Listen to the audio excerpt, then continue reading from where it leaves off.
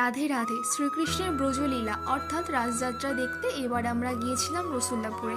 এইখানে রাসযাত্রাটাকে কি সুন্দর করে তুলে ধরেছে দেখো আমাদের সামনে। গোপীরা রাধা মাধবের সঙ্গে সুন্দর নৃত্য করছে।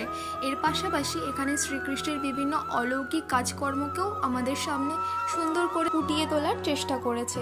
আগেরবার দেখেছিলাম প্রত্যেকটা নিদর্শনের নিচে কোনটা কি সেটা লেখা থাকতো, এবার লেখা না থাকায় কিছু কিছু জিনিস আমাদের বুঝতে একটু অসুবিধাই হয়েছে। এরপরে আমরা গিয়েছিলাম এই ঘাট বাঁধানো পুকুরে। আজকে মনে হয় কোনো অনুষ্ঠানেরও ব্যাপার ছিল, এখানে স্টেজ রেডি করছিল তার জন্য। এরপর আমরা ঢুকে গেলাম মেলায়। এবার মেলায় অনেক দোকান বসেছে, আর আমার এই ট্যাক্সিটা না খুব পছন্দ হয়েছিল। আর মেলায় গেলে সব ঝুড়ি পাতিল তো কিনতেই হবে। মেলা থেকে আমরা এবার অনেক কিছু কিনেছি।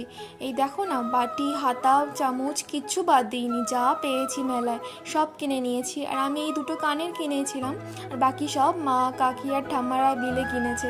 বাই।